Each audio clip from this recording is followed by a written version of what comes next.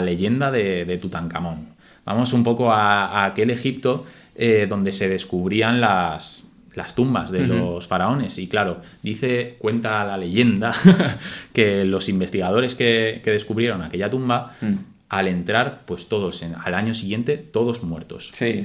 Entonces, aquí la leyenda dice, pues eso, que es una maldición que pusieron. Pero hay otra teoría que dice que los microorganismos que habían ahí son del pasado y, claro, que le pegaron un petardazo ahí a todos los investigadores. Yo hace un par de años así vi un documental que justo hablaba de eso. Y me pareció, sí que había oído eso, bueno, es que claro, puede ser que esos microorganismos del pasado, a los que no estamos, pues como cuando se descubrió América, ¿no? Que se trajeron patógenos desconocidos hasta ese momento por esos habitantes y entonces pues causaron un montón de muertes. En este caso, lo que concluían es que, o sea, desmontaban un poco esa versión, no demostraban que esas muertes fuesen causadas por ningún microorganismo que estuviese presente en esa cámara. También hay que desmitificar un poco pues, la capacidad de los microorganismos de persistir. O sea, pues, por ejemplo, un coronavirus te puede persistir en el ambiente unas horas, pero luego desaparece. Desaparece porque al final es un compuesto que es vulnerable a todos los... desde los rayos del sol a cualquier otra cosa. No pensemos que un microorganismo de hace choporrocientos años de repente vaya a reemerger y vaya a causar una pandemia mundial.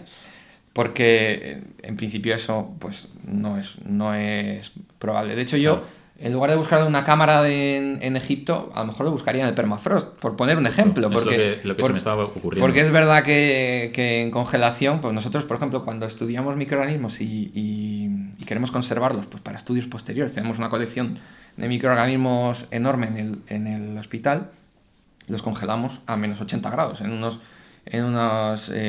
congeladores especiales que permiten su preservación y luego tú los sacas de ahí, les das un pase para cultivar y crecen, ¿vale?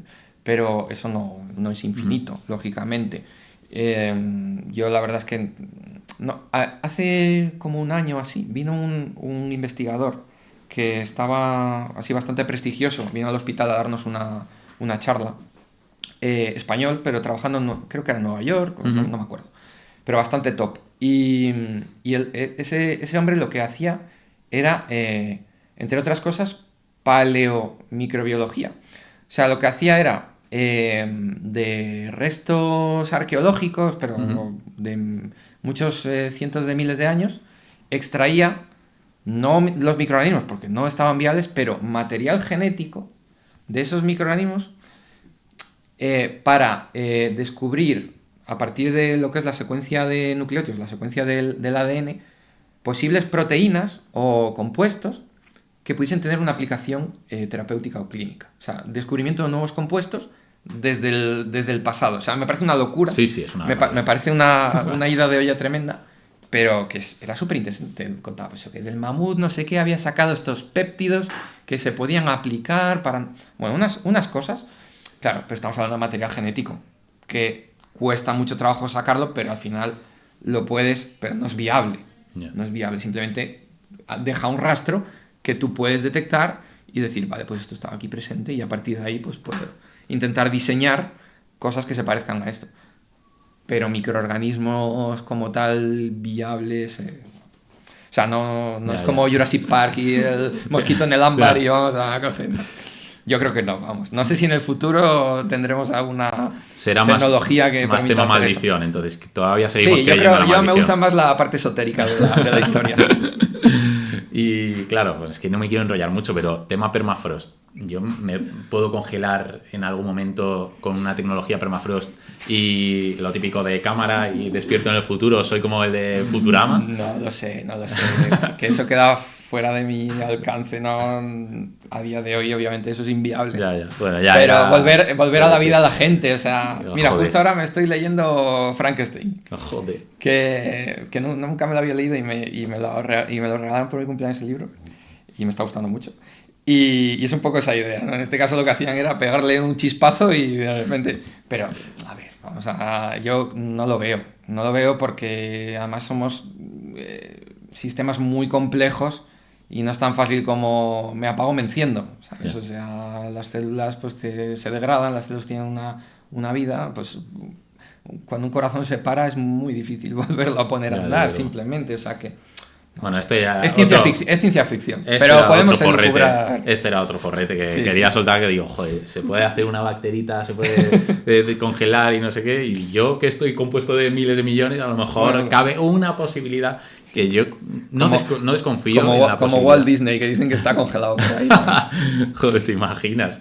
De repente, de espectáculo de Disney, el renacido. Y bueno, vamos a hablar un poco ya del aspecto, vamos a salir un poco de la ciencia, que me ha encantado y ojalá poder seguir hablando, pero quiero hablar un poco más del tema económico en este trabajo.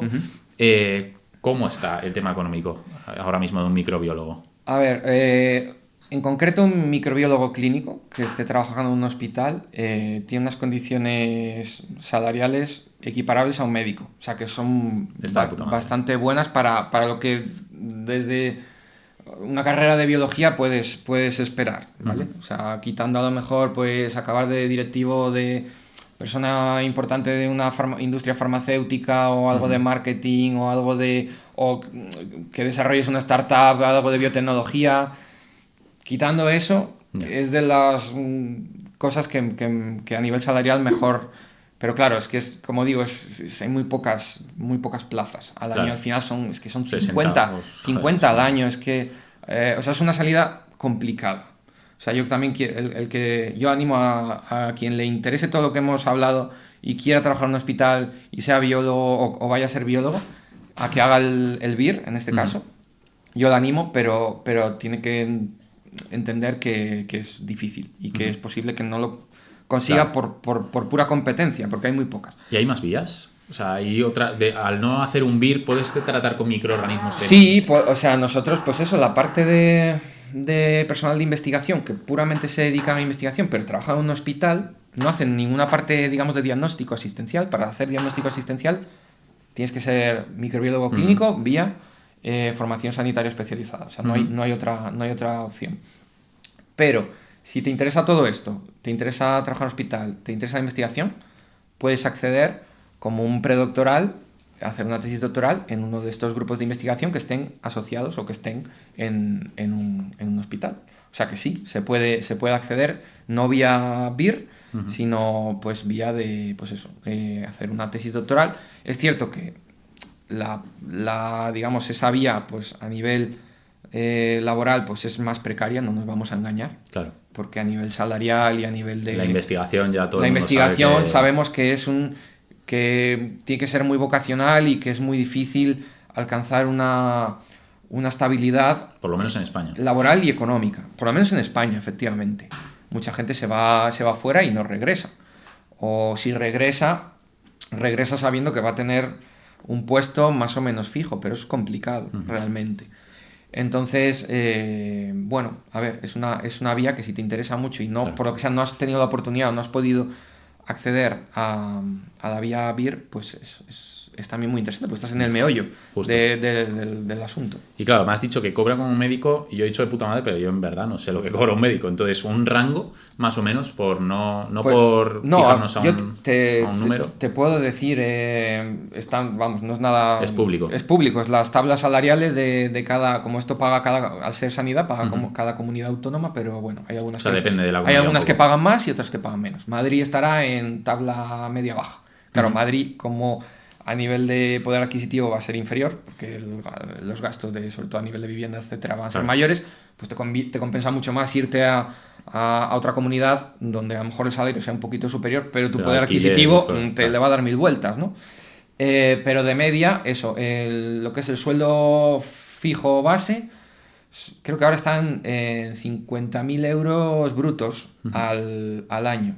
Luego hay que añadir las guardias, lo que te decía al principio, que hacemos guardias de 24 horas, eso se paga aparte, una serie de complementos por antigüedad, si haces cosas de docente, tutor de los residentes, yo soy tutor de residentes y hasta nada no pagaban, en muchas comunidades autónomas no pagan, pero en Madrid empezaron a pagar el año pasado y también me dan un complemento.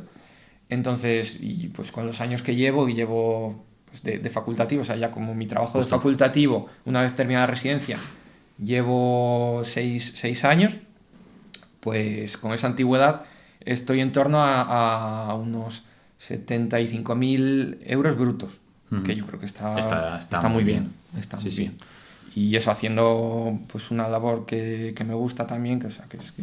Y que eso, que con los años puedes incluso aspirar a más por los trienios Sí, y cosas sí, de es estas, cierto que no va a ser especialidades un y trabajo cosas de estas, ¿no? como otros en los que vas escalando de una manera mucho más, pues, o sea, puedes no tener límite. Justo, En este caso, al final no dejas de ser un trabajador público justo. y, bueno, pues tiene los topes que tiene, pero sí puedes desarrollar muchas cosas e incluso pues complementar tu trabajo con una parte académica. Puedes dar clases en la universidad si te interesa, puedes hacer un montón de cosas que complementen ese sueldo. Sí. Y a nivel de carga de trabajo, ¿notas que dices, mira, o sea, se curra bastante? A ver, se curra bastante, pero bueno, también, claro, hay que distinguir lo que es el trabajo puramente asistencial, que como te digo, en mi caso, pues tenemos un horario de 8 de la mañana a 3 de la tarde, pero claro, luego además tienes que añadir las guardias, que son guardias de 24 horas, llegas al hospital a las 8 de la mañana y te vas a las 8 de la mañana del día siguiente. Y pues dependiendo del hospital puedes tener pues entre 3 a 6 guardias al mes. Y luego pues toda la parte de investigación, que la parte de investigación no está remunerada y es en tu tiempo libre, entre comillas, al final. Por amor al Cuando arte. la haces, por amor al arte. Entonces es un trabajo que requiere una dedicación grande, pero que si te gusta, al final... Es cierto que tampoco quiero entrar en clichés de, bueno, como es vocación, pues da igual, hágase, trabaja lo que tengas que trabajar. No, o sea, el trabajo tiene que ser remunerado justo y demás. Pero bueno, tampoco, o sea, nosotros tenemos la ventaja de que al final trabajamos en un laboratorio, no estamos sometidos al nivel de estrés, por ejemplo, que puede ser para un médico que está en urgencias, en la trinchera, pues viendo, está en constante... Sí. ¿no? Sí, Al final ese con el trabajo paciente. es más de desgaste. Justo. Es más de desgaste. Pero bueno, yo creo que es eso, que hago mucho trabajo fuera de y también hay que estudiar. Sí, sí. O No, sea, desde y luego. ese estudio tampoco generalmente lo haces durante tu jornada laboral, pero es cierto que como te interesa, pues al final no lo consideras 100% Cuando algo te gusta, trabajo. Sí. es que te sale Cuesta solo. menos, eso es. No, o que cuesta menos, o que a veces incluso sale solo. Si sale algo de la microbiota, yo ya sé quién lo va a leer el primero. Claro, pues, Prácticamente. es que es eso, al final te enrollas y te vas metiendo en el tema y cada vez te interesa más. Lees una noticia y dices, ¿cómo? Y te quedas flipado y ya te tienes que leer la noticia Claro, entera. claro, pero bueno. Bien. Y ya vamos a esta sección última de consejos, y ya esto ya es puramente para todos aquellos que les ha encantado esta charla y dicen, mira, yo quiero trabajar de eso, me encanta, me encantaría poder investigar. Y es, ¿por dónde empezarían? ¿Dónde deberían empezar? ¿Solo por biología o crees que hay varias vías para poder llegar a lo tuyo? Pues justamente para llegar o sea, yo trabajo mano a mano con farmacéuticos, con médicos, algún químico también y bioquímicos. O sea, desde todas esas... biotecnólogos también. Hemos tenido algún biotecnólogo. O sea, que desde todas esas ramas puedes acceder a trabajar en un hospital haciendo asistencia en microbiología y no lo he comentado, pero en otras especialidades, ¿no? Pues en análisis clínicos, el que te va a hacer el análisis de sangre para ver cómo tienes los parámetros, el inmunólogo que te va a estudiar factores, ¿sabes? O sea, que no es una única vía. Yeah. Y que es multidisciplinar, que eso también a mí personalmente me parece muy gratificante porque aprendo mucho de mis compañeros. O sea, yo como biólogo les puedo aportar una visión un poquito diferente. Al final todos hemos acabado trabajando en lo mismo, pero es guay pues tener la posibilidad de trabajar con un médico que te va, pues la parte clínica la va a tener más en la cabeza y te puede ayudar, o con, ¿sabes? Un farmacéutico que va a saber más de antibióticos o de fármacos.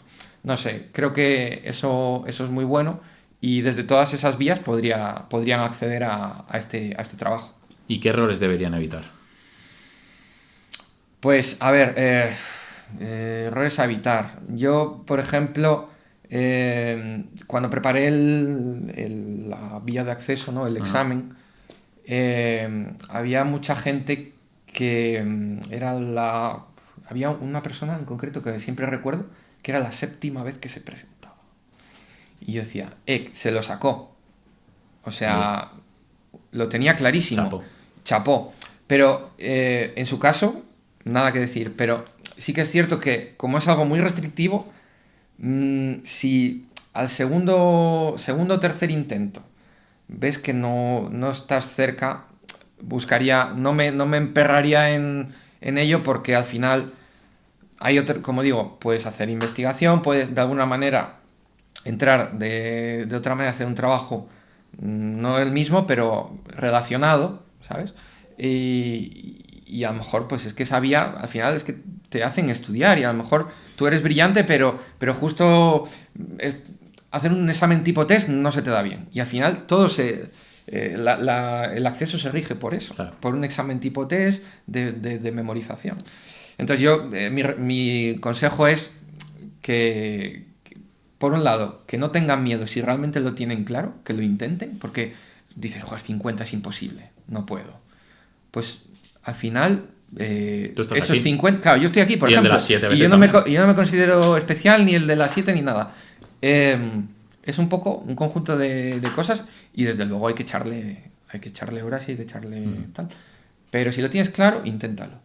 Pero también diré que si lo has intentado varias veces y no has tenido éxito, pues intenta reconducir, porque al final es que se te va los años, se te van los años, eso al final es experiencia, y te frustras mucho, y a lo mejor no pruebas otras cosas que te darían satisfacción personal igual. Hay que moverse para descubrir todas este tipo de salidas, que es que al final tú tuviste suerte que vino una persona a explicarte, pero hay que moverse. Sí, yo claro. Es que descubrir este tipo de trabajos no viene solo, no viene la Virgen María y te va a decir, existe este trabajo. Claro, ¿no? yo cuando escogí esto en 2013, pues no había podcast ni había nada, quiero decir, no había tantas fuentes de información, y yo me enteré de esto acabando la carrera, de casualidad, porque una profesora nuestra se le ocurrió traer a esta persona, no la llega a traer y yo no estaría aquí hoy. Claro. ¿Y qué habilidades debería tener una persona que se quiere dedicar a la microbiología? Bueno, curiosidad, creo que es fundamental. Que no te cueste estudiar sobre un tema que te interesa. Método, yo creo que también es muy importante. Al final nosotros trabajamos con muestras clínicas y tenemos una responsabilidad de hacer las cosas bien, porque de forma indirecta depende la salud o la vida de una persona. Entonces, creo que necesitas método, necesitas orden, y realmente nada más. Curiosidad. Trabajo en equipo también es importante, porque, como te dije, como al final es un trabajo que estás constantemente trabajando con otras personas. También quiero destacar, que no lo he comentado, la labor de los técnicos de laboratorio, que son las personas que hacen realmente el trabajo de siembra, de la parte Alguna más, vez traeremos a uno para que la parte más técnica, y muchas veces están como en segundo plano o no están visibilizados, y son fundamentales. Yo como residente aprendí muchísimo de ellos en mi etapa formativa, y también después como facultativo, aunque al final dependan de mí de alguna manera, pero creo que y también es otra manera de acceder a un trabajo de laboratorio clínico, creo que tiene menos parte científica, y también es lo que tú quieras implicarte. Está en el equipo. O sea, de hecho hay técnicos de laboratorio en mi hospital que son biólogos de formación. O sea, es un grado medio, pero tú puedes acceder también desde otras ramas, como biólogo. O sea, que también sería otra opción, otra salida, otra forma de colmar ese interés que tienes de trabajar en algo relacionado. Y ya, por último, recomendaciones finales. Recomendaciones finales. Bueno, pues en general, respecto a la vida laboral, o volviendo a insistir en la parte de tomar las primeras decisiones, que las tomas con 18 años, que no tienes claras muchísimas cosas, no solo a nivel laboral, sino a nivel personal de tu vida. Pues nada, para la gente que esté en proceso de decidir qué quiere hacer con su vida, insistir en que no se agobien, no se frustren, que no pretendan encontrar el trabajo perfecto ni la cosa definitiva, porque la vida da muchas vueltas. Cuando tienes 18 años parece que el mundo se va a acabar, pero tienes por delante muchísimos años para reinventarte, para aburrirte incluso de alguna cosa y decir, pues mira, lo dejo y voy a hacer otra. O sea, no hay que cerrarse puertas y estar abiertos a aprender y en la medida de lo posible a disfrutar de lo que haces.